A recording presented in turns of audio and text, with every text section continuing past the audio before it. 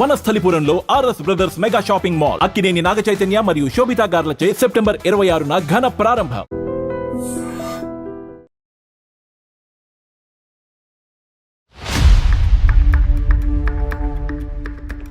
అసలు H1B visa అంటే ఏంటి? ఎందుకు H1B వీసా అప్లై చేస్తారు? దీనికి 1990కి వెళ్ళాల్సి వస్తుంది. స్టూడెంట్ వీసా మీద వెళ్ళి వర్క్ చేస్తున్నారని చెప్పి అప్పుడు కూడా కొన్ని వెళ్ళి ఇమిగ్రేషన్ 47 మందిని పంపించేశారు. ఆ ఇష్యూస్ అవుతున్నాయి. సర్టిఫికెట్ తయారు చేయడం మన వాళ్ళు ఛాంపియన్స్ ఇండియన్స్, దాంట్లో స్పెషల్లీ మన దగ్గర ఉన్నది ఇంకా పెద్ద ఛాంపియన్స్. అంటే వాళ్ళ ఫ్యామిలీని అక్కడికి తీసుకొని వెళ్ళడం కోసమని వీసా ఇంటర్వ్యూస్ కానీ వెళ్తుంటే వాళ్ళు మొత్తం అందరివి రిజెక్ట్ అయిపోయాయంట. అంటే నార్మల్ వీసాస్ కూడా రిజెక్ట్ అవ్వడానికి రీజన్ ఉంది. వాళ్ళ డౌట్ వస్తుంది, నువ్వు ఎందుకు వెళ్తున్నావు యూఎస్కి అని అడుగుతారు. ఈ బ్రిక్స్ నోట్ అని కొత్తగా ఈ మధ్య వస్తుంది కదా సార్, ఆ నోట్ వల్లనే ఇవన్నీ ట్రంప్ కావాలని మన ఇండియా మీద కక్షపాతంతో చేస్తున్నాడని చెప్పి BRICS note first of all లేదు. బ్రిక్స్ నోట్ అని ఏ నోట్ లేదు. అది ఏంటి సార్ మరి? బ్రిక్స్ వాళ్ళ ఇంటర్ కరెన్సీ ఎక్స్చేంజ్ కోసం. యుఎస్ వాళ్ళకి మన ఇండియా మీద కక్ష లేకపోతే యాపిల్ కంపెనీ ఇండియాలో పెడతానంటే లేదు యుఎస్లోనే పెట్టాలని చెప్పి అది ఇష్యూ చేశారు కదా, మరి అది చేస్తాడు కదా, తప్పేముంది.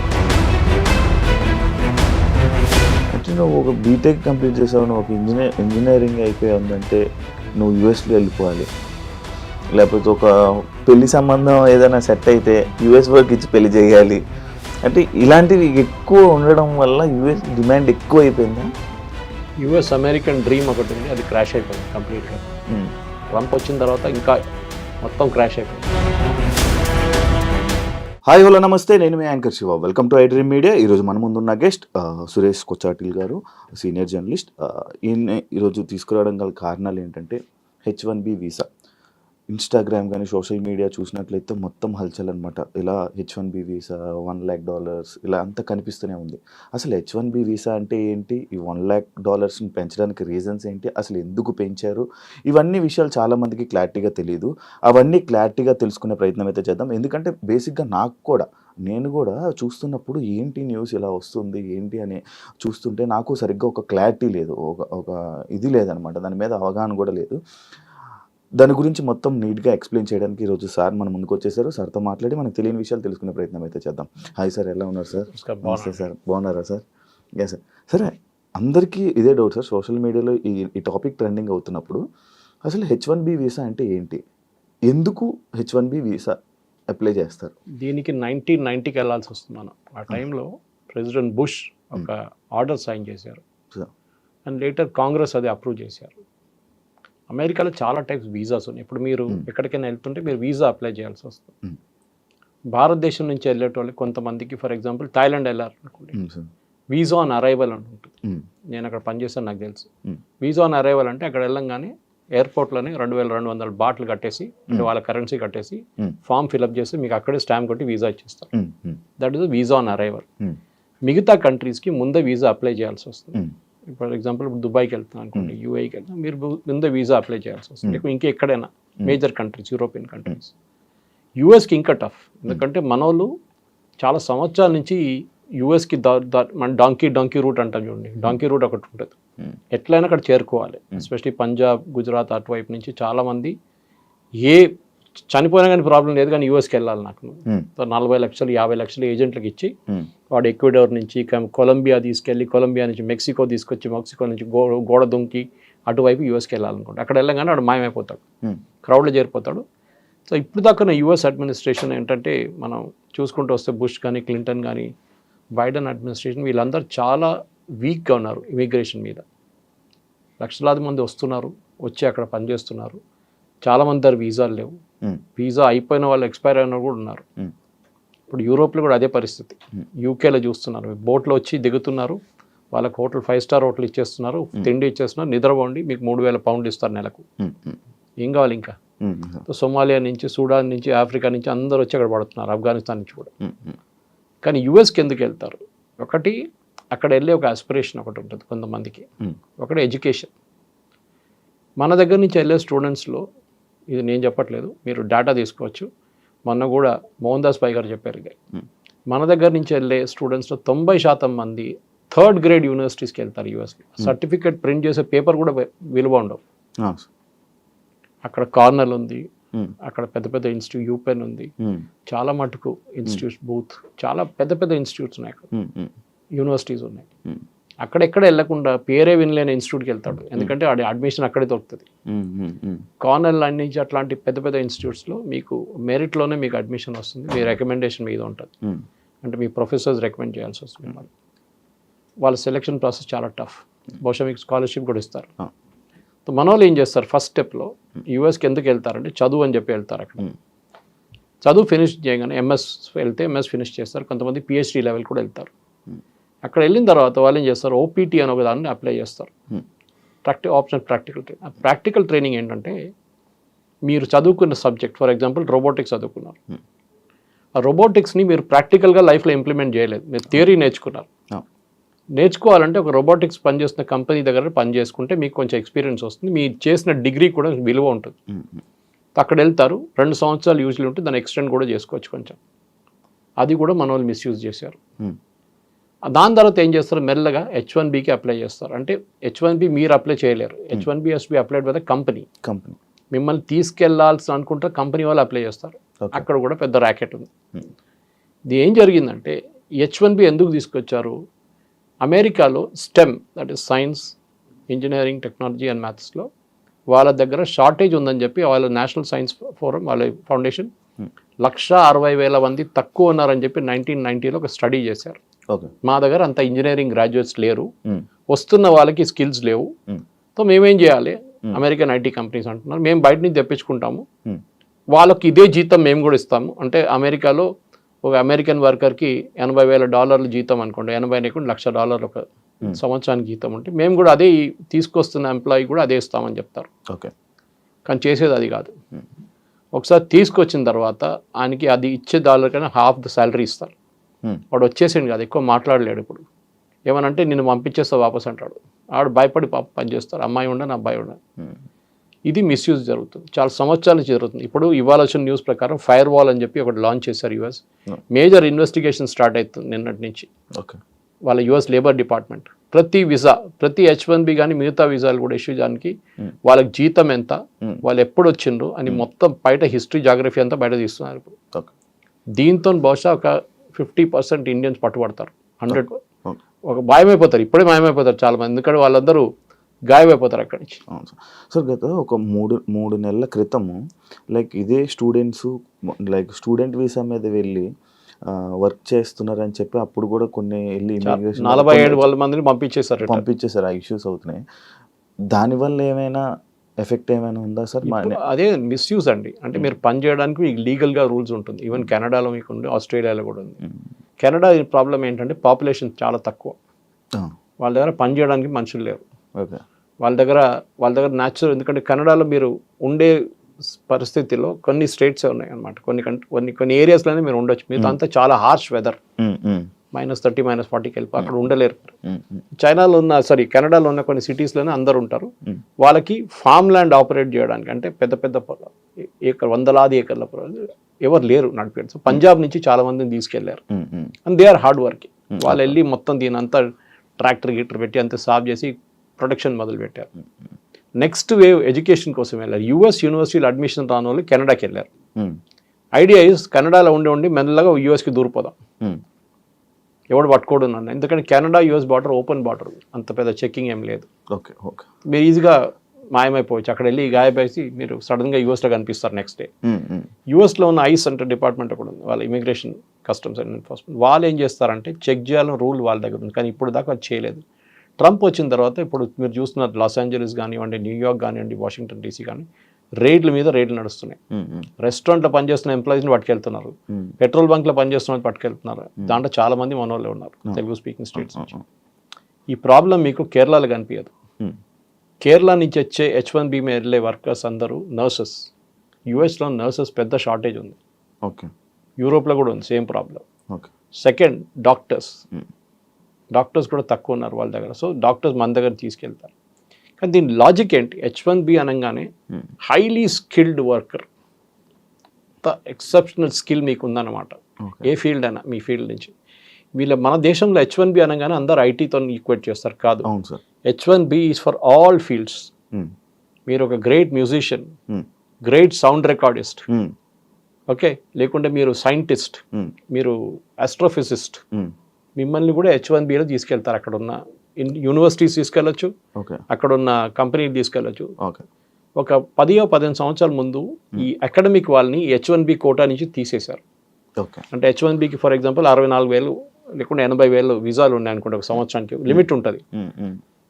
అకాడమిక్ వాళ్ళని దాన్ని తీసేశారు, దాన్ని కలపలేదు, సపరేట్గా పెట్టుకున్నారు. వాళ్ళకి లిమిట్ లేదు. బికాస్ అకాడమిక్స్లో బెస్ట్ ప్రొఫెసర్స్ కావాలంటే మేము బయట నుంచి తెచ్చుకోవాలని మా ఆధార్ లేరండి.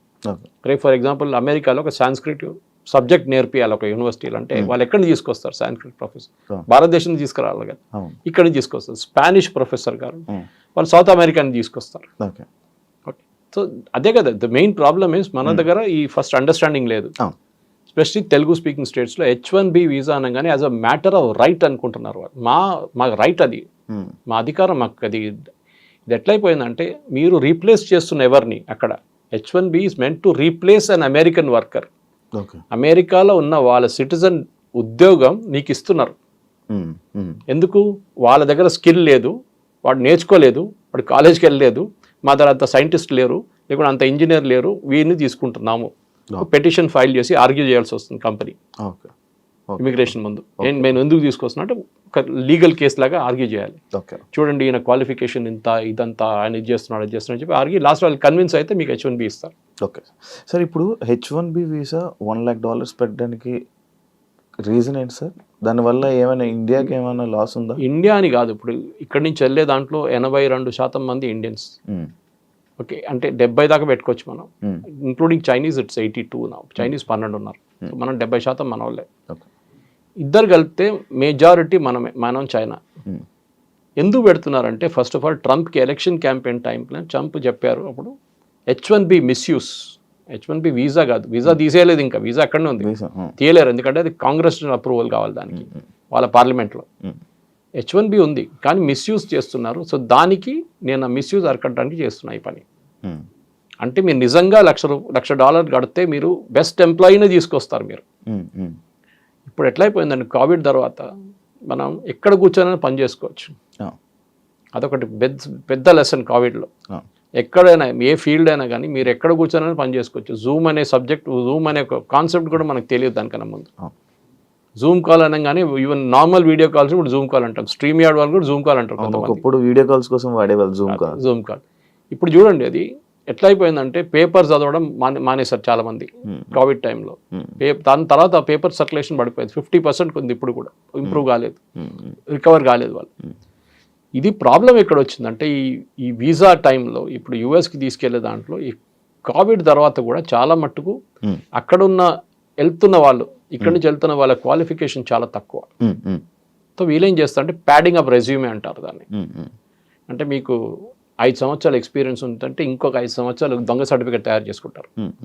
నేను ఎప్పుడు జోక్ చేస్తాను, మన దగ్గర సాప్ వాళ్ళు దాని లేని సాఫ్ట్వేర్ మనకు యునైటెడ్ స్టేట్స్ ఆఫ్ అమీర్పేటలో దొరుకుతుందండి. అవును, ఎందుకంటే లేని కోర్సు కూడా వాళ్ళు నేర్పిస్తారు మీకు కావాలంటే. అది failure of the engineering college. Ameerpet అనే place is a reflection of what is wrong with engineering college education in Telugu speaking state. Telugu speaking స్టేట్స్లో ఇంజనీరింగ్ కాలేజ్లో చెప్పలేని సబ్జెక్టు లేకుండా ఆ సబ్జెక్ట్ మ్యాటర్ ఎక్స్పర్ట్స్ లేని వాళ్ళు అమీర్పేటలో వచ్చి నేర్పిస్తారు. వాడు అక్కడి నుంచి డైరెక్ట్ యూఎస్కి వెళ్తాడు. ఓకే, సో ఏమైందంటే ఈ స్కిల్ లెవెల్స్ మీకు ఇంప్రూవ్ చేయడానికి ప్యాడింగ్ అప్ రెజ్యూమేస్ చేస్తారు. అంటే 5 సంవత్సరాల ఎక్స్పీరియన్స్ ఉన్నవానికి 5 సంవత్సరాలు. నిన్ననే 3 రోజుల క్రితం హైదరాబాద్లో ఇమిగ్రేషన్లో ఎయిర్పోర్ట్లో కొన్ని పట్టుకున్నారు. యూకే పోతున్న అబ్బాయిని, ఇంజనీరు, బీటెక్ ఎంటెక్ అన్నీ చేసి 5 సంవత్సరాల ఎక్స్పీరియన్స్ తర్వాత వీసా కూడా వచ్చింది మనకి యూకే నుంచి. యూకేలో కన్సల్ట్ వీసా కూడా ఇష్యూ చేశారు. అక్కడ ఎయిర్పోర్ట్లో ఇమిగ్రేషన్ డౌటర్స్ చెక్ చేస్తే బీటెక్ సర్టిఫికేట్ దొంగతనం తెచ్చుకున్నాడు, ఎంటెక్ దొంగతనం తెచ్చుకున్నాడు, ఎక్స్పీరియన్స్ కూడా దొంగ. సార్ ఎయిర్పోర్ట్ ఇమిగ్రేషన్లో చెక్ చేస్తారా సార్? చెక్ చేస్తారు, డౌట్ ఉంటే చెక్ చేస్తారు. మీ బాడీ లాంగ్వేజ్ వస్తుంది తెలిసిపోతుంది వాళ్ళకి. Okay okay. కానీ నా ప్రశ్న ఏంటంటే అది కాదు, ఈ కన్సులేట్ వాళ్ళు ఏం చేస్తారు? యూజువల్లీ ఏం చేస్తారంటే కన్సులేట్ ఇది ఇప్పుడు కాదు, 10 సంవత్సరాలు 15 సంవత్సరాల ముందు మొదలు పెట్టారు. ఒక లింకేజ్ పెట్టుకున్నారు సాఫ్ట్వేర్. జేఎన్టీయూతోని అమెరికన్ కన్సులేట్, జేఎన్టీతోని బ్రిటిష్ కాన్సులేట్, మేజర్ కాన్సులేట్ అందరూ లింక్ పెట్టుకున్నారు. ఉస్మానియాతో మిగతా వాళ్ళు పెట్టుకుంటారు. వీళ్ళేం చేస్తారు, క్యాండిడేట్ వస్తాడు శ్రీనివాస్ కుమార్ పేరు కొట్టి 2012లో పాస్అవుట్ అయ్యాడని చెప్పి కొట్టంగానే వాళ్ళకి లిస్ట్ వస్తుంది ఎవరెవరు పాస్అవుట్ అయ్యారని. ఆ పేరు దాంట్లో కనిపించకపోతే దొంగ సర్టిఫికేట్. ఆ లింకేజ్ ఉంది, ఎందుకంటే సర్టిఫికేట్ తయారు చేయడం మన వాళ్ళు ఛాంపియన్స్ ఇండియన్స్. దాంట్లో స్పెషలీ మన దగ్గర ఉన్న ఇంకా పెద్ద ఛాంపియన్స్. మన దగ్గర ఎడ్యుకేషనల్ కన్సల్టెంట్స్ ఉంటారు. వాళ్ళు మీరు లేనిపోయిన బ్యాంక్ బ్యాలెన్స్ చూపిస్తారు, మీకు లేనిపోయిన సర్టిఫికేట్లు తయారు చేసిస్తారు, లేనిపోయిన ఎక్స్పీరియన్స్ చూపిస్తారు. కరెన్సీ చేసేస్తున్నారు. ఇది ఇప్పుడు అంతా కలిసి పడ్డది అక్కడ యూఎస్లో. ఈ ఫేక్ రెజ్యూమెస్ కానివ్వండి, మీరు ఎక్స్పీరియన్స్ ఇప్పుడు చూడండి, లేబర్ డిపార్ట్మెంట్ ఇంత స్ట్రిక్ట్గా ఇప్పుడు దాకా రాలేదు. మీరు చూసిన సినిమా ఏం లేదు ఇప్పుడు, అది చూసిన ట్రైలర్ ఇప్పుడు ఈ $1 lakh ఇప్పుడు రాబోతుంది పెద్ద బాంబు. ఏం సార్ రేట్ నడుస్తున్నాయి ఇప్పుడు. They are checking each and every H1B issue చేసిన చెక్ చేస్తున్నారు. ఎందుకంటే వ్యాలిడిటీ 3 సంవత్సరాలు ఉంటుంది కదా, 3 సంవత్సరాల నుంచి యూఎస్లో పనిచేసేట్టు చెక్ చేస్తున్నారు. ఇప్పుడు నీకు ఎట్లా వచ్చింది H1B, నీకు ఎవరు ఇష్యూ చేసిండు, నీకు ఎక్స్పీరియన్స్ ఎంత ఉంది, నీకు జీతం ఎంత వస్తుంది. మెయిన్ జీతమే ప్రాబ్లం. వీళ్ళు ఎందుకు తీసుకొస్తున్న ఇండియన్ వర్కర్స్తో ప్రేమ ఏం లేదు. అమెజాన్ కానీ, మెటా వాళ్ళకి కానీ, గూగుల్, వీసా టాప్ 3, టాప్ 10లో ఒకటే ఇండియన్ కంపెనీ ఉన్నారు. వీసా లాస్ట్ 2024లో H1B మ్యాక్సిమం అప్లై చేస్తున్న కంపెనీస్లో టాప్ 10లో ఐటీ కంపెనీస్లో ఒకటే ఇండియన్ కంపెనీ ఉంది. 4th పొజిషన్లో TCS. ఇన్ఫోసిస్ లేరు, ఎవరు లేరు. ఓకే.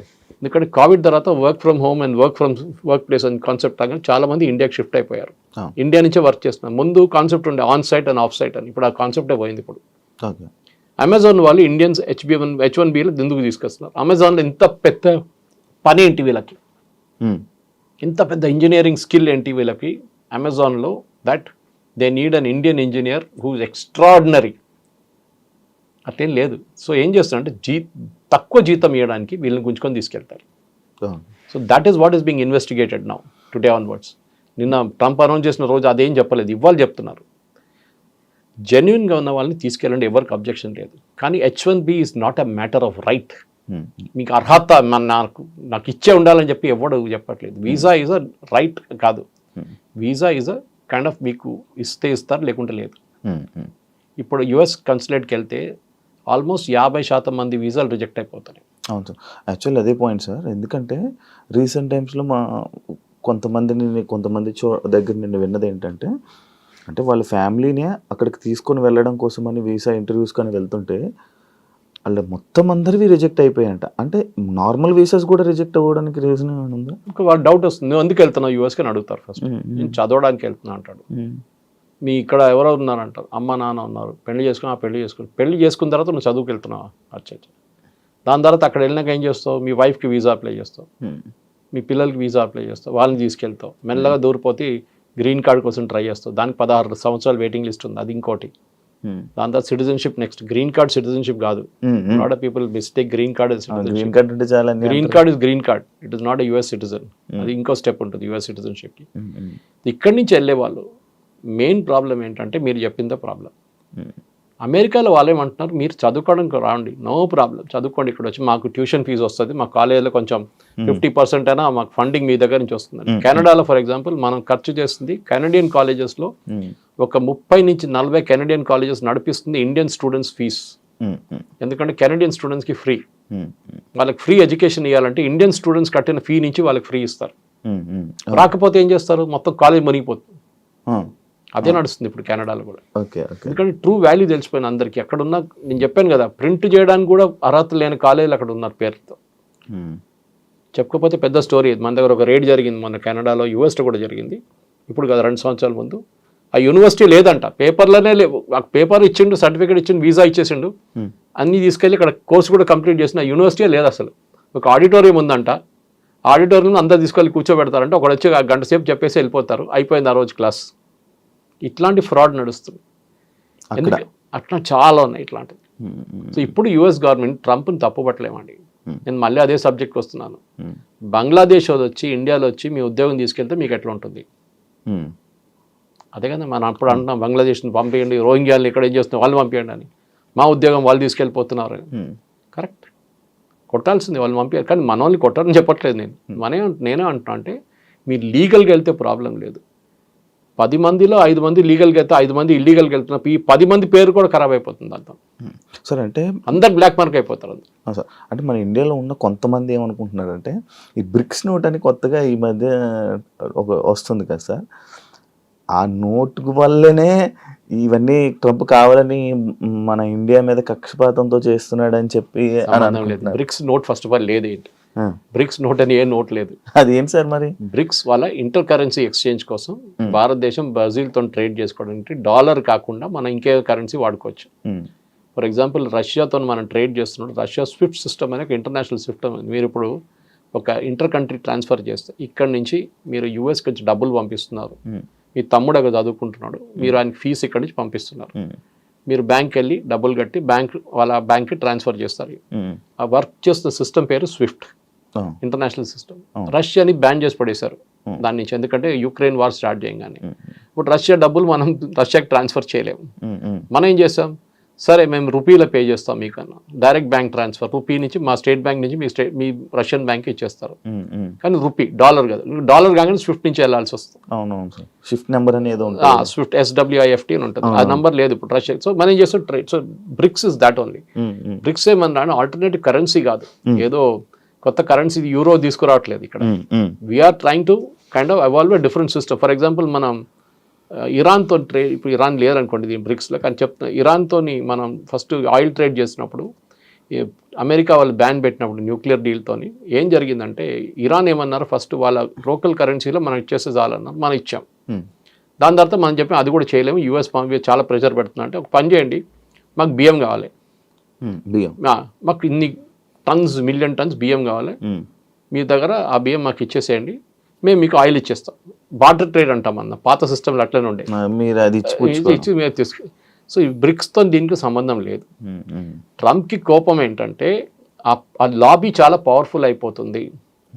దాంట్లో రష్యా అండ్ సౌత్ ఆఫ్రికా అస్సలు పడదు, చైనా ఇంకా పడదు, మిగిలింది ఎవరు? ఇండియా కదా. ఇండియా మీద టార్గెట్ చేస్తారు. సో ఇండియాని టార్గెట్ చేయడంలో ఇండైరెక్ట్లీ వీళ్ళు ముగ్గురు ఉన్నారని చెప్పి టార్గెట్ చేస్తున్నారు. కానీ బ్రిక్స్కి దీనికి సంబంధం లేదు. It is nothing do with it is basically ఆయన ఎలక్షన్ క్యాంపెయిన్లో చెప్పిన మాట చేస్తున్నాడు. ఎలక్షన్ క్యాంపెయిన్లో చెప్పాడు, నేను రాగానే ఇమిగ్రేషన్ పెట్టి H1B వాళ్ళని అందరిని తీసేస్తా అని చెప్పి. అప్పుడు డిఫెండ్ చేయడానికి వచ్చిన ఎవరు? Elon Musk. ఎలాన్ మస్క్ ఏమన్నారంటే H1B వర్కర్స్ వస్తున్న దాంతో పాటు మనకి యుఎస్లో ఇన్నోవేషన్ ఇంప్రూవ్ అవుతుందన్నారు, విచ్ ఇస్ కరెక్ట్. ఇక్కడి నుంచి ఫస్ట్ ఎర్లీ స్టేజెస్లో H1Bలో 90s అండ్ ఎర్లీ 2000 వెళ్ళిన వాళ్ళు చాలామంది ఇన్నోవేటివ్ ప్రోడక్ట్స్ తీసుకొచ్చారు. మన దేశంలో ఒక్క ఇన్నోవేటివ్ ప్రోడక్ట్ కూడా మీరు చెప్పండి ఏదైనా తయారు చేసింది. ఒక ఐప్యాడ్ తయారు చేసామా మనం? ఒక ఐపాడ్ తయారు చేసామా? ఏం తయారు చేసాం చెప్పండి మనం? We are services country.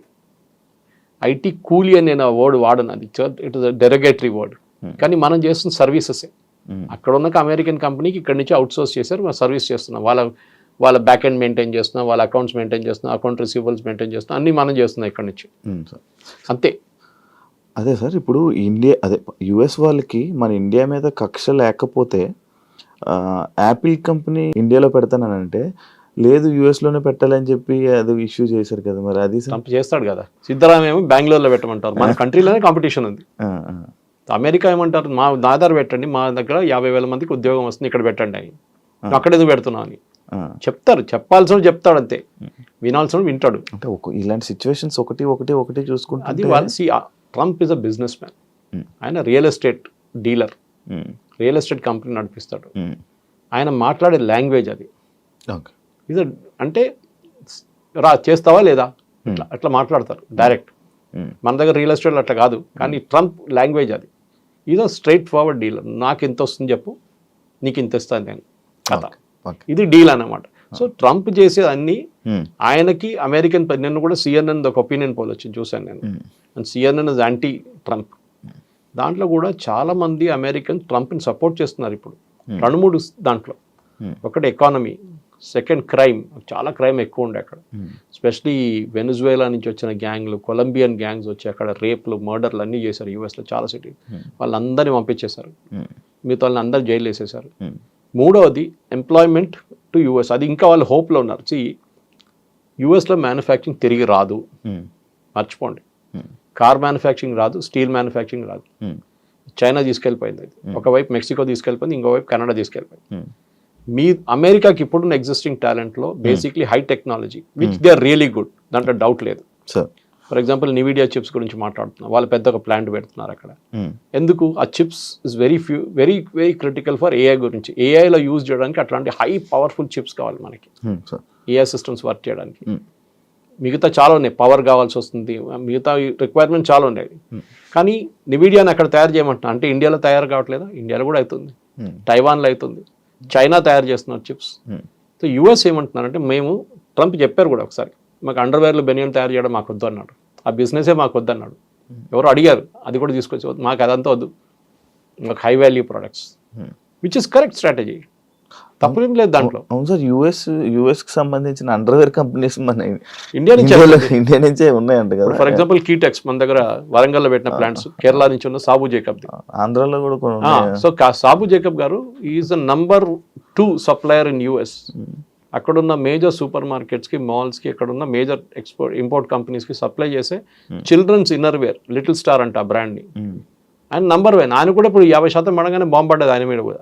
ఆయన ఏం చేస్తాడు, ఇండియాలో స్టార్ట్ చేసేసాడు అమ్మమ్మడు. ఇప్పుడు దాకా ఇండియాలో అమ్మలేదు, ఇప్పుడు ఇండియాలో ఒక్కొక్క రోజు 3-4 ఓపెన్ చేస్తున్నాడు అవుట్లెట్స్. 1000 అవుట్లెట్స్ ఓపెన్ చేస్తాడంట ఒక సంవత్సరం లోపల. నేను అదే టర్న్ ఓవర్ ఇండియాలో చేసుకుంటా అంటున్నాడు ఆయన. సో ఎక్స్పోర్ట్ బ్యాన్తో సంబంధం లేదు. మన దగ్గర ఏం ప్రాబ్లం ఎక్కడ వచ్చిందంటే, మనం చాలా మటుకు యూఎస్ మీద డిపెండెంట్ అయిపోయాం. సార్ అదే యాక్చువల్లీ మన ఇండియన్స్ మొత్తం యూఎస్ మీద డిపెండ్ అయిపోయారా? ఇప్పుడు నిన్న అశ్విని వైష్ణవ్ గారు ఒక స్టేట్మెంట్ ఇచ్చారు, I'm shifting to Zoho software అన్నారు. Zoho is a pure home bound software, తమిళనాడులో ఏదో విలేజ్లో తయారు చేసిన సాఫ్ట్వేర్. అండ్ శ్రీధర్ బెంబు, జోహో కార్పొరేషన్, ఆయన చాలా పెద్ద స్టేట్మెంట్ అది. ఎందుకంటే మోదీ గారు బై ఇండియా అని చెప్పి, మేడ్ ఇన్ ఇండియా ప్రోడక్ట్ కొనండి అని చెప్పి మొన్న నేషన్ అడ్రస్ చేశారు. మేడ్ ఇన్ ఇండియా ప్రోడక్ట్ అంటే ఇండియాలో తయారు చేసిన వస్తువులు కొనాలి, కరెక్ట్ అది. కానీ మీకు ఎట్లా తెలుసు అంటే, Pepsi is a made in India product or American product? American product కాదు, ఇండియాలో తయారు చేస్తున్నారు. పెప్సీ సార్ ఇండియాలో తయారు చేస్తున్నారు, brand name is US brand name, తయారు చేస్తున్న ఇండియన్ కంపెనీ పెప్సీ ఇండియా. దాని నుంచి ఒక 2% రాయల్టీ ఇస్తారు యూఎస్కి. ఇక్కడ నుంచి డబ్బులు అక్కడ తీసుకెళ్ళట్లేదు, డబ్బులు ఇక్కడే ఉంటుంది. మీరు మెక్డానల్డ్స్ ఉంది, మెక్డానల్డ్స్ ఎవరు? ఇండియన్ కంపెనీ నడిపిస్తున్నారు, వాళ్ళ బ్రాండ్ వాడుకుంటున్నారు. అట్లా చాలా ఉన్నాయి అట్లాంటివి. సో మేడ్ ఇన్ ఇండియా అనగానే మీరు అంతా యూఎస్ ఎవడో వెళ్ళినాడు, అరే కేఎఫ్సీ మీద వెళ్ళి రాళ్ళు విసరదాం అనేది పిచ్చోళ్ళు. KFC is again run by an Indian company. So వాళ్ళ బ్రాండ్ యూజ్ చేస్తున్నారు అంతే. సో మీరు దానంటే వాడక్కర్లేదు. మేడ్ ఇన్ ఇండియా అనగానే డెఫినెట్లీ మనం చాలా ప్రోడక్ట్స్, ఫర్ ఎగ్జాంపుల్ యాపిల్ వస్తుందండి, కెనడా నుంచి వస్తుంది, మీరు చూసుంటారు సూపర్ మార్కెట్లలో. మనం వెళ్ళి కొలుతారు ఏంటంటే, మేడ్ అది ఫ్రమ్ కెనడా అని రాస్తుంది, మా ఇంటికి వెళ్ళి ఆ స్టిక్కర్తో సహా మా టేబుల్ మీద పెడతాను. మా వాళ్ళు ఇంటికి ఎవరైనా వస్తే అది చూస్తారు, కెనడా నుంచి యాపిల్ తీసుకొచ్చాడు ఈయన. ఒక ఈగో ఇష్యూ ఉంది మనకి ముందు 90s 2000లో బయట నుంచి ప్రోడక్ట్స్ చాలా తీసుకొస్తున్నాయి. మేము కేరళ నుంచి, మా దగ్గర దుబాయ్ నుంచి ఎవరైనా వస్తే ఆ టైంలో 80s 90s నేను చిన్నపిల్లలప్పుడు స్కూల్ నుంచి కాలేజ్ బయటకు వచ్చిన టైంలో ఏం చేస్తామంటే, వాడు పర్ఫ్యూమ్లు ఒక పెద్ద డబ్బా తీసుకొస్తాడు. అక్కడ ఏం పని చేస్తాడు అడగాడు, పాపం ఆడు ఏదో కష్టపడి ఎక్కడో పని చేస్తుంటాడు, హోటల్లోనో ప్లేట్ వాషింగ్లోనో ఏదో చేస్తుంటాడు. అదంతా ఇడిసేసి ఆయన వస్తున్నాడు పర్ఫ్యూమ్లు ఒక 10 బాటిళ్ళు, 10 టీ-షర్ట్లు, 10 షార్ట్స్, ఇదన్నీ తీసుకొచ్చి అందరికి పంచి పెడతాడు. సో మనం ఏమనుకుంటాం, అరే ఇదంతా చాలా ఇదని. ఇప్పుడు ఎవడైనా వస్తున్నాయి, అక్కడ ఏం తీసుకురాడు. ఇప్పుడు ఇండియాలోనే ఉంది దానికన్నా ఎక్కువ. So we're making our own products in India. మనం రాకెట్లు తయారు చేస్తున్నాం, మనం శాటిలైట్స్ తయారు చేస్తున్నాం, we're making our own car. మనం ఏం చేయట్లేదు చెప్పండి, ఇప్పుడు డ్రోన్స్ తయారు చేస్తున్నాం, we're making everything ourselves. So made in India ఫిలాసఫీలోనే మీరు చాలా మటుకు యూఎస్ మీద డిపెండ్ కాక్కర్లేదు. కానీ ఎప్పుడు కూడా మనకు ప్రాబ్లమ్స్ ఉన్నాయి. ఫర్ ఎగ్జాంపుల్ మన దగ్గర కమర్షియల్ ఎయిర్ క్రాఫ్ట్, బోయింగ్ అని ఎయిర్ బస్ మీద డిపెండ్ అవుతున్నాం. మన దగ్గర ఇంకా ప్రొడక్షన్ కాలేదు, చైనా స్టార్ట్ చేసేసారు ఇప్పుడు. అది పెద్ద ప్రాజెక్ట్, అది ఇప్పుడు కాదు, నెక్స్ట్ 50 సంవత్సరాలు కూడా కాదు అది. ఎందుకంటే మన దగ్గర వాల్యూమ్ ఉండదు. మనం ఎంత 300 ఎకరాలు కొంటాం ఒక సంవత్సరానికి కావాలంటే, అది కూడా మ్యాక్సిమం. ఆ వాల్యూమ్తో సస్టైన్ చేయలేము, టెక్నాలజీ వేరే అది. కానీ ఫైటర్ ఎయిర్ క్రాఫ్ట్ చూడండి, తేజస్ కానివ్వండి, నెక్స్ట్ జన్ అక్మా తీసుకొస్తున్నాం, దానికి సాఫ్రాన్ ఇంజిన్ ఫ్రాన్స్ తీసుకొచ్చి మనం హైదరాబాద్లోనే తయారు చేస్తున్నాం దాన్ని. ఈవెన్ నెక్స్ట్ రఫేల్ మోడల్, రఫేల్లో మొత్తం ఫ్యూసిలాజ్ హైదరాబాద్ తయారవుతుంది టాటా కంపెనీతో. సో మనం చాలా మటుకు మేడ్ ఇన్ ఇండియా చేస్తున్నాం. కానీ యూఎస్ మీద డిపెండెన్సీ, యూఎస్ ఏమైపోయిందంటే, లోకంలో పోలీస్ మ్యాన్ అని ఫస్ట్ చెప్పారు. ఆఫ్ఘనిస్తాన్కి ఎందుకు వెళ్ళారు, సిరియాకి ఎందుకు వెళ్ళారు, సొమాలియాకి వెళ్ళి అక్కడ గొడవ, ఇక్కడ పోయినా అమెరికా ఏ దేశంలో పోయినా కానీ వాళ్ళు మొత్తం ధ్వంసం చేసే బయటకు వచ్చారు. మీరు ఆఫ్ఘనిస్తాన్ తీసుకోండి, ఇరాక్ తీసుకోండి, you go to Syria, Lebanon, ఎక్కడ వెళ్ళినా కానీ, వియట్నాంతో స్టార్ట్ అయింది అమెరికా డిజాస్టర్. ఒక్క మాట కూడా అమెరికా ఒక్కటే చాలా కేర్ఫుల్ ఉంటారు. వాళ్ళ సాయిల్ మీద కొట్లాడరు, ఎప్పుడు యుద్ధం ఉండదు. రెండోసార్లు వాళ్ళ మీద యుద్ధం అని చెప్పలేం, అటాక్ జరిగింది. ఒకటి పర్ల్ హార్బర్లో జాపనీస్ అటాక్ చేశారు, నెక్స్ట్ 9/11లో ప్లేన్ తీసుకొచ్చి ట్విన్ టవర్స్ మీద కొట్టారు. Only twice. అది కాకుండా ఎప్పుడైనా అమెరికా ఇంకొక దేశంలో వెళ్ళి అక్కడ కొట్లాడి మొత్తం అక్కడ ధ్వంసం చేసి బయటకు వచ్చేస్తారు. వియట్నాంతో Vietnam was big disaster. So అట్లాంటి లెసన్స్ మనం నేర్చుకోవాలి. అమెరికాకి ఏంటంటే వాళ్ళ సెల్ఫిష్ ఇంట్రెస్ట్ వాళ్ళు చూసుకుంటున్నారు.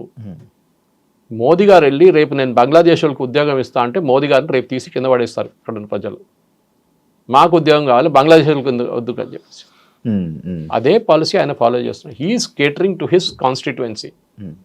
ఆయన ఓటర్ల కోసం ఆయన ఏమైనా చేస్తాడు. సార్ మన ఇండియాలో ఎక్కువగా మన తెలుగు వాళ్ళు అంటే నువ్వు ఒక బీటెక్ కంప్లీట్ చేసావు, నువ్వు ఒక ఇంజనీరింగ్ అయిపోయి ఉందంటే నువ్వు యుఎస్లో వెళ్ళిపోవాలి, లేకపోతే ఒక పెళ్లి సంబంధం ఏదైనా సెట్ అయితే యుఎస్ వర్క్ ఇచ్చి పెళ్లి చేయాలి అంటే ఇలాంటివి ఎక్కువ ఉండడం వల్ల యుఎస్ డిమాండ్ ఎక్కువ అయిపోయిందా? యుఎస్ అమెరికన్ డ్రీమ్ ఒకటి ఉంది, అది క్రాష్ అయిపోయింది కంప్లీట్గా. ఇప్పుడు ట్రంప్ వచ్చిన తర్వాత ఇంకా మొత్తం క్రాష్ అయిపోయింది, క్రాష్ ల్యాండింగ్ అయిపోయింది కంప్లీట్గా. ఫస్ట్ ఆఫ్ ఆల్ మనం ఏం చేస్తున్న పెద్ద తప్పు ఏంటంటే we should never antagonize American workers. అంటే అమెరికాలో ఉన్న వాళ్ళ వర్కర్స్ని మీరు పనికిరాదు, మీరు ఇంట్లో కూర్చోండి, మేము వచ్చాం మీ పని చేయడానికి అని చెప్పకూడదు. అది ఎప్పుడు చేయకూడదు, చేసాం మనం. ఇప్పుడు చూడండి, ఇవాళ as we speak department of labour ఒక ఇన్వెస్టిగేషన్ ఓపెన్ చేశారు, ప్రాజెక్ట్ ఫైర్ వాల్ అని చెప్పి యుఎస్లో. దాంట్లో labour secretary personally investigation order చేస్తున్నారు. ఇప్పుడు మీరు H1B మీద వచ్చిన వాళ్ళు ఆల్రెడీ యుఎస్లో ఉంటే వాళ్ళ మీద చర్యలు తీసుకుంటున్నారు. కొత్త వాళ్ళని మర్చిపోండి, $1,00,000 కొత్త వాళ్ళకి, కొత్త వీసాకి. అక్కడ ఉన్న వాళ్ళ మీద ఇన్వెస్టిగేషన్ మొదలు పెట్టారు. మీకు జీతం ఎంత, మీరు ఎప్పుడు వచ్చారు, మిమ్మల్ని ఎట్లా తీసుకున్నారు, మీరు రీప్లేస్ చేసిన అమెరికన్ వర్కర్కి టాలెంట్ ఉందా లేదా అని ఎట్లా చెక్ చేశారు, వానికి ఎగ్జామ్ పెట్టారా, మీకు కూడా ఎగ్జామ్ పెట్టారా? ఏం చేయలేదు. టెక్నికలీ మీరు ఒక అమెరికన్ వర్కర్ని రీప్లేస్ చేస్తే ఆయనకున్న స్కిల్ మీకున్న స్కిల్ ఎట్లా టెస్ట్ చేస్తారు.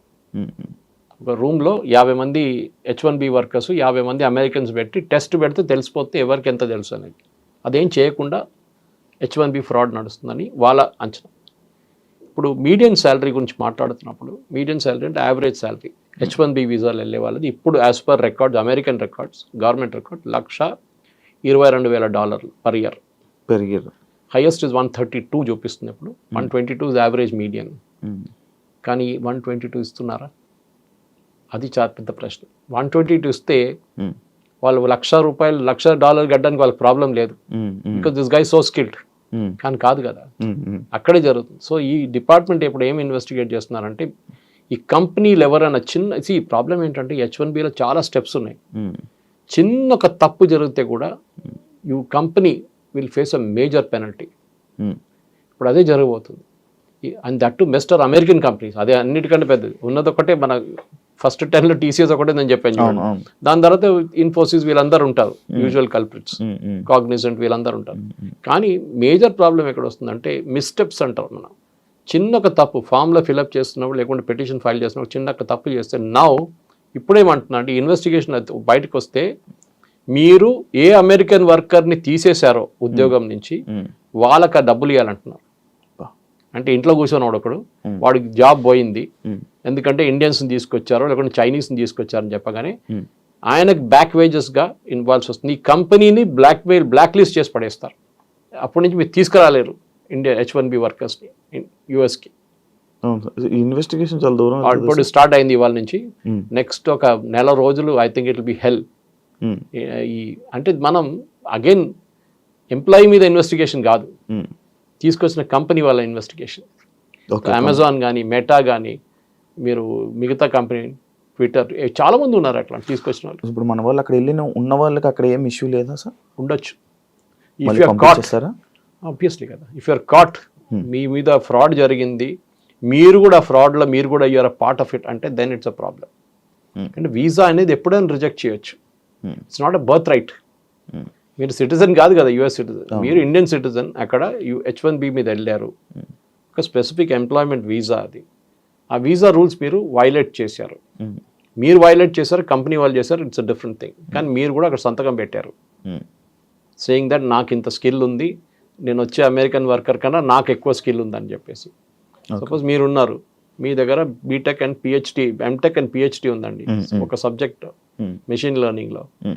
మీరు వెళ్ళి ఒక అమెరికన్ వర్కర్ని రీప్లేస్ చేసినప్పుడు ఆయన కూడా అదే స్కిల్ ఉంటే మీరు ఎందుకు రీప్లేస్ చేస్తారని అడుగుతారు.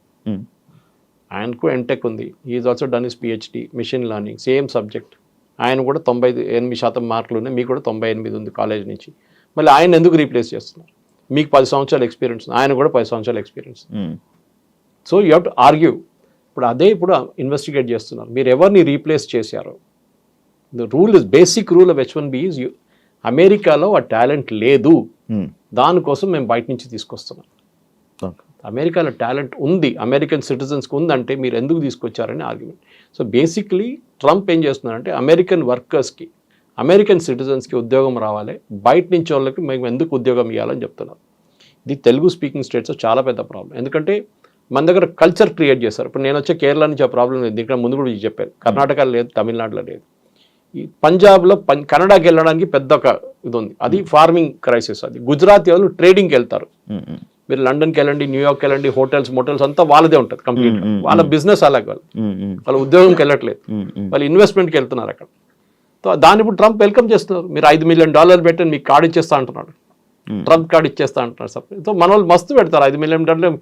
గుజరాతీస్కి అసలు ప్రాబ్లమే ఉండదు, ఫటాఫట్ పెట్టేస్తారు వాళ్ళు. కానీ దానికి కూడా ఒక ఇది ఉంది, పద్ధతి ఉంది. ఇచ్చినోడు అందరికి ఇయ్యరు, they will select people and only then let them in అనమాట. సో మేజర్ ఇప్పుడు the end of day bottom line ఏంటంటే, మీరు H1B వీసా అంటే ఏంటి అర్థం చేసుకోండి. మనందరు కూర్చొని లెక్చర్ కొట్టే బదులు మీరు అందరు కోపం పడి మీరు మోదీని తిట్టడమో ట్రంప్ని తిట్టడం కాదు. H1B is not a matter of right, discretion వాళ్ళది. ఇవ్వాలన్నా వద్దా అనేది అమెరికన్స్ గవర్నమెంట్ ప్రెరగేటివ్. మీరు H1B మీద వెళ్తున్నప్పుడు you're replacing an American worker, అది వాళ్ళకు కోపం వస్తుంది. యా సార్, ఈ వాళ్ళని రీప్లేస్ చేసే ఇదే సిచ్యువేషన్లో ఈ టాపిక్లోనే సార్ రీసెంట్గా ట్రంప్ అంటే అదే టైంలో ఇది ఒకటి విన్నాను సార్ నేను. లైక్ హోమ్లెస్ పీపుల్, అక్కడ ఉన్న హోమ్లెస్ పీపుల్ ఎక్కువ ఉన్నారు, వాళ్ళందరికీ మళ్ళీ సెట్ చేసి, వాళ్ళందరికీ ఎంప్లాయ్మెంట్ సెట్ చేసి ఈసారి బయట తిరగకుండా చెయ్యాలి, అక్కడ ఉన్న వాళ్ళందరినీ సెట్ చేయాలి అని అనుకుంటున్నట్టు ఒకటి అప్పుడు చూసాను సార్. అదేంటి సార్? అదంతా ఈజీ కాదండి. అమెరికాలో ప్రాబ్లం ఏమొచ్చిందంటే, ఐటీ పక్కన పెడతాం ఫర్ ఎ మూమెంట్. అమెరికాలో మ్యానుఫ్యాక్చరింగ్ పవర్ ఉండే America 1960s, 70s, 80s, 90s దాకా. చైనా ఎప్పటి నుంచి పెరిగిందో ఆ రోజు నుంచి అమెరికన్ మ్యానుఫ్యాక్చరింగ్ పడిపోయింది. స్టీల్ కానివ్వండి, కార్ ఛాంపియన్స్ అమెరికన్, క్రిస్లర్ కానివ్వండి, ఫోర్డ్ కానివ్వండి, అక్కడి నుంచే కార్ మొదలైంది కదా. అవును, ఫోర్డ్ కాదు ఫస్ట్ కార్ అక్కడే మొదలైంది. దాని తర్వాత స్టీల్, బెత్లెహెమ్ స్టీల్, వాళ్ళ పెద్ద పెద్ద ప్లాంట్స్ ఉండే స్టీల్. కానీ ఏంటంటే అమెరికాలో ప్రాబ్లం, గంటకి $10 జీతం మినిమం వేజ్ యావరేజ్గా. మీరు గంటకి $10 పెడితే ఒక రోజుకి ఎంత అయిందండి? 8 గంటలు పెట్టుకోండి, 8 into 10, 80. ఒక నెలకి ఎంత అయింది క్యాలిక్యులేట్ చేసుకోండి. 8 into 10 into 30, హాలిడేస్ కూడా కంప్లీట్ చేసి మీకు జీతం ఎంత అయింది అప్పుడు? This is where the problem starts. American వర్కర్స్కి ఎప్పుడు నేను ఎక్స్ప్లెయిన్ చేస్తుంటాను కాలేజ్లో లెక్చర్స్కి వెళ్ళినప్పుడు, why America is not productive అంటే, మీ ఇంటికి ఒక ప్లంబర్ వస్తే $500 ట్యాప్ ఫిట్ చేయడానికి $1000 తీసుకుంటే that means that economy is finished. Tap విలువ $500, కానీ ఆ ఫిట్ చేసి వచ్చినోడు $1000 తీసుకుంటున్నాడు. అమెరికాలో అదే జరుగుతుంది, వాడు వచ్చిన పని చేసి వెళ్ళిపోతాడు, ఇంకేం చేయడు. మన దగ్గర ఏం చేస్తారు, ప్లంబర్ వస్తే అరే అక్కడ కొంచెం లీక్ ఉంది, ఇక్కడ కొంచెం లీక్ ఉంది, అది చూడు ఇది చూడు అని చెప్పి 10 పనులు చేయించుకుంటాం అంతా. ఇది నార్మల్. అఫ్కోర్స్ అర్బన్ క్లాబ్తో చేయలేరు, అర్బన్ కంపెనీతో, కానీ మిగతా చిన్న చిన్న దాంట్లో వాళ్ళు చేస్తారు వాళ్ళు. సో వీఆర్ స్టిల్ దానికోసం India is not a cheap economy. మనం చాలామంది చీప్ అని చెప్తాం, కాదు, వీఆర్ అ కాస్ట్ ఎఫెక్టివ్ ఎకానమీ. మన దగ్గర ఇప్పుడు కూడా ఐటీ సెక్టర్లో పనిచేస్తున్న చాలామందికి మంచి ఉద్యోగాలు, మంచి జీతంలో ఉన్నాయి ఇక్కడ ఉండి కూడా. అమంగ్ ద ఎంటైర్ ఇండస్ట్రీ వాళ్ళకి బహుశా ఇంకా అన్నిటికంటే ఎక్కువ వాళ్ళే. కానీ ప్రాబ్లం ఎక్కడ వచ్చిందంటే, ఇది ఒక షో ఆఫ్ లాగా అయిపోయింది. ఏం పని చేస్తున్నా అంటారు, ఐటీ సెక్టర్లో అంటాడు, వాడు ఏం చేస్తున్నాడు ఐటీలో అడగకండి, అది ఇంకో ప్రాబ్లం. ఉద్యోగం మీకు చెప్పాను చూడండి, ఎడ్యుకేషన్ నుంచి కూడా ఇంజనీరింగ్ కాలేజ్ మంది 100% ప్లేస్మెంట్ 100% ప్లేస్మెంట్ అని బోర్డు పెడతారు. ఛాలెంజ్ చేస్తున్నాను, మన జేఎన్టీ కూడా ఒక ఎంక్వైరీ ఆర్డర్ చేశారు, 100% ప్లేస్మెంట్ లేదు, ఇంకా హారిబుల్ అయిపోతుంది ఇంకా ఇక్కడి నుంచి. సో మీరు టాలెంటెడ్ ఉంటే ఏ ఫీల్డ్ అయినా కానివ్వండి, ఇఫ్ యు ఆర్ టాలెంటెడ్, మీ దగ్గర నాలెడ్జ్ ఉంటే మిమ్మల్ని ఎవడైనా వచ్చి ఎత్తుకెళ్తాడు, నో ప్రాబ్లం. ఎంత డబ్బులు ఇచ్చని తీసుకెళ్తాడు. కానీ మీరు టాలెంట్ లేదు, మీరు ఒట్టిగా హవాలా మాట్లాడుతున్నారంటే మీరు ఎక్కడ వెళ్ళలేరు. మన దగ్గర ప్రాబ్లం ఏంటంటే ఇన్డెప్త్ నాలెడ్జ్. ఎందుకు అమెరికన్ యూనివర్సిటీకి వెళ్తున్నారండి? మన దగ్గర యూనివర్సిటీలు లేవా? మన దగ్గర ఇంత మంచి ఐఐటీలు ఉన్నాయి, మనతో బిట్స్ పిల్లలు ఉన్నాయి, మన దగ్గర ఇండియన్ ఇన్స్టిట్యూట్ ఆఫ్ సైన్స్ ఉంది. మళ్ళీ ఎందుకండి మీరు అమెరికాకి వెళ్తున్నారు? ఇది ఒకటి.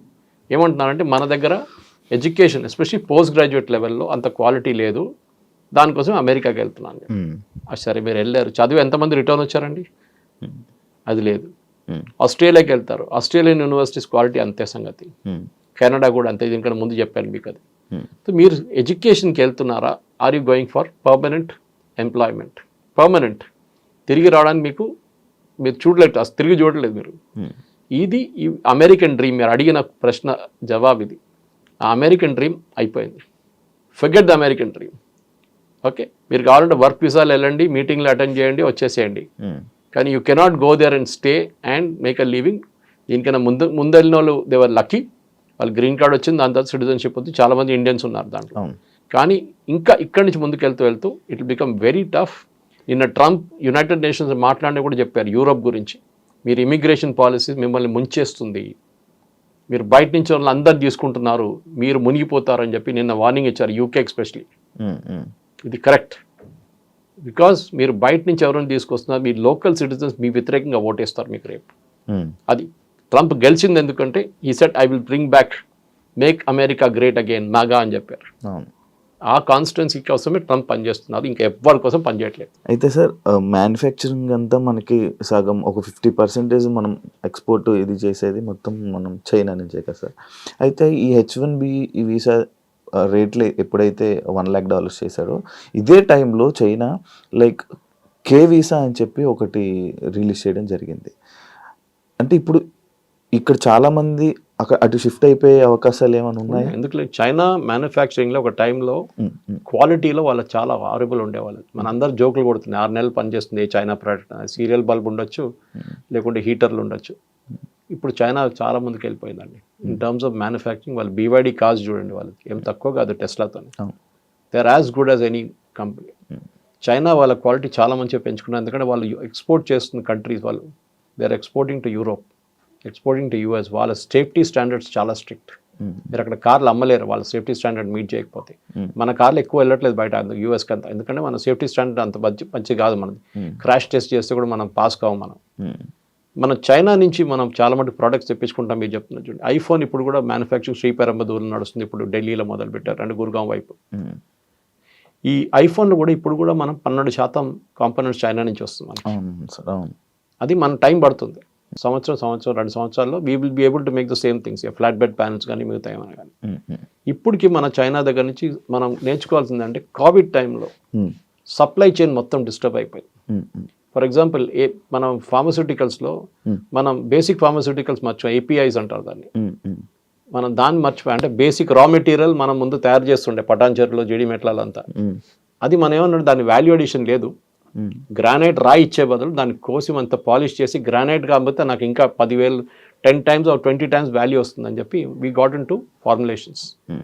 ఇప్పుడు మన ఫైనల్ ప్రోడక్ట్ తయారు చేసి డాక్టర్ రెడ్డీస్ కానివ్వండి, భారత్ బయోటెక్ కానివ్వండి, BE కానివ్వండి, ఎవరైనా కానివ్వండి, వీళ్ళు తయారు చేసి పంపిస్తున్నారు USకి. దానికోసం 50% డ్యూటీ వేసినప్పుడు, టారిఫ్ వేసినప్పుడు ఫార్మస్యూటికల్స్ లేదా లిస్ట్లో చూసారా మీరు? ఎందుకు? ఫార్మస్యూటికల్ మీద ఉండాలి కదా.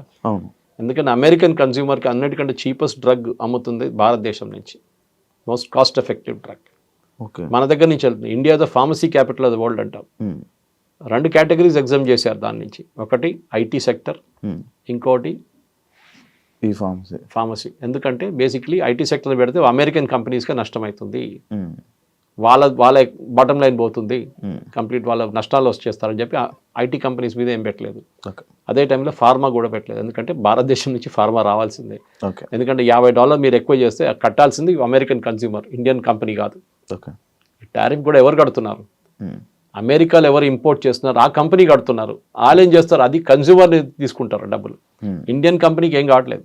దే ఆర్ డిమాండ్ తగ్గుతుంది. ఎస్, మీకు $10 వచ్చిన ప్రోడక్ట్ $15 ఇస్తే మీరు ఇంకోడన్నా $10 అమ్ముతున్నాడు చూసి తిరుగుతారు మీరు సూపర్ మార్కెట్లో.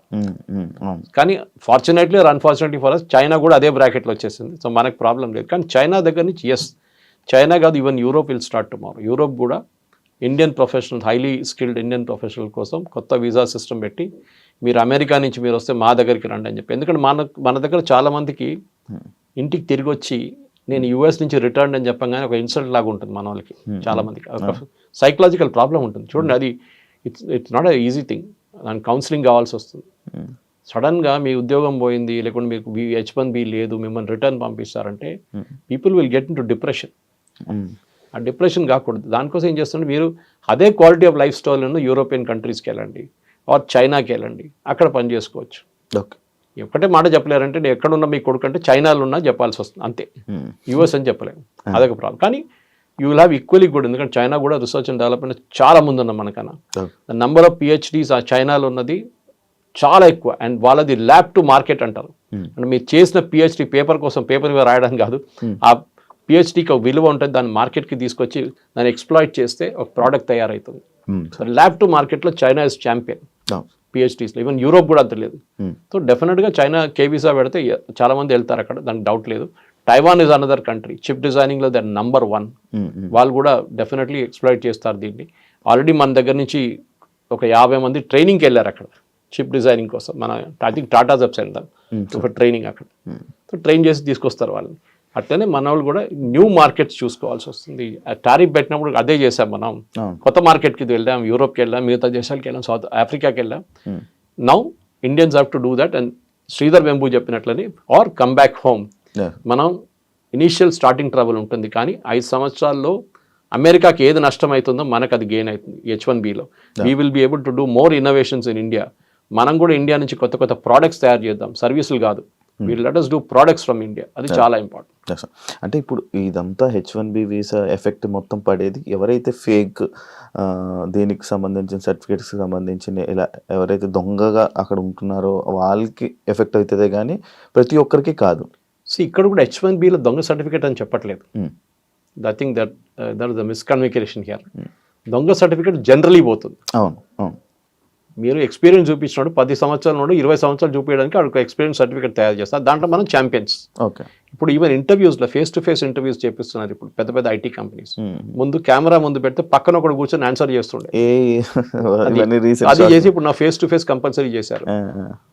H1B ప్రాబ్లం ఎక్కడ వస్తుందంటే కంపెనీ మిమ్మల్ని తీసుకున్నప్పుడు వాళ్ళ పెటిషన్ ఫైల్ చేస్తున్నప్పుడు, అప్లికేషన్ ఫైల్ చేసినప్పుడు దాంట్లో ఏమైనా తప్పు ఇన్ఫర్మేషన్ ఇచ్చారా మీ గురించి, లేకుంటే అమెరికన్ వర్కర్ ఈ స్కిల్ వర్కర్ లేరని చెప్పినప్పుడు ఉన్నప్పుడు లేదని చెప్తే అబద్ధం. అప్పుడు ప్రాబ్లం కంపెనీకి వస్తుంది, మీ వీసా కూడా ఇంపాక్ట్ అవుతుంది దాంతో. Thank you sir, thank you so much sir. నాకు తెలియంది అండ్ చాలా మందికి తెలియని ఇన్ఫర్మేషన్ని చాలా చక్కగా మంచిగా పాస్ చేసినందుకు. ఒక్కటే డిస్క్లైమర్ ఏంటంటే, నేను చెప్పిందంతా వేదవాక్యం అనుకొని అన్ని need not take it as truth. మీరు కూడా ఎక్స్పర్ట్స్ ఉంటారు దీంట్లో, ఈ ఫీల్డ్లో. నేను చాలా మటు చదివి రీసెర్చ్ చేసిన సబ్జెక్టే నేను మాట్లాడతాను. కానీ రోజుకి ఇది ఎంత మలుపు తిరుగుతుంది. రోజుకి ఒకరోజు చెప్పింది కాదు, నెక్స్ట్ ట్రంప్ ఇదే కదా. ట్రంప్ దగ్గర ఇవాళ అడిగితే పిల్లి ఏ కలర్ అంటే తెల్లదంటాడు, నెక్స్ట్ డే నల్లదంటాడు. అది ట్రంప్ ప్రాబ్లం అనమాట. సో మనం కూడా we should be constantly on the lookout. And especially నాకు అన్నిటికంటే పెద్ద వరి ఏంటంటే ఈ లేబర్ ఇన్వెస్టిగేషన్. ఇది ఇవాళ దాకా జరగలేదు. ఇది పెద్ద ఒక థ్రెట్. రాత్రికి రాత్రి బహుశా H1B క్యాన్సల్ కావచ్చు, ఎగ్జిస్టింగ్ వన్ కొత్త వాళ్ళని మర్చిపోండి. So this is what I want to say. ఉన్నవాళ్ళు. Thank you sir, thank you so much sir. మళ్ళీ ఇంకో కొత్త ఇన్ఫర్మేషన్తో మళ్ళీ జనాలకి ఇచ్చే ప్రయత్నంలో మళ్ళీ కలుద్దాం sir. Thank you so much sir ఆ ఇంటర్వ్యూకి వచ్చినందుకు. చూసారు కదా ఇంటర్వ్యూ, ఇంకో గెస్ట్తో మళ్ళీ మీ ముందు కలుస్తాం. అంతవరకు థ్యాంక్ యూ సో మచ్. నిజంగా ప్రస్తుతం ఉన్నటువంటి సమాజం దేనికి ప్రయారిటీ ఇస్తుంది? ఆర్థిక సంబంధాల చుట్టూ మాత్రమే తిరుగుతుంది. మళ్ళీ ఎన్నికలంగానే చాలా విరక్తి కలుగుతాను. మంచి అనిపిస్తుంది కదా, లేడీస్ కూడా ఛాలెంజింగ్ జాబ్స్ చేసినప్పుడు చాలా బాగుంటది. ట్రాఫిక్ అసిస్టెంట్స్ గా నియమించిన ట్రాన్స్జెండర్స్ అందరితో సాల్యూట్ చేయించుకుంటున్నారు. ఫుడ్ డెలివరీ ఇవ్వటానికి వెళ్ళినటువంటి డెలివరీ బాయ్ అనిల్ పై కళ్ళ ముందు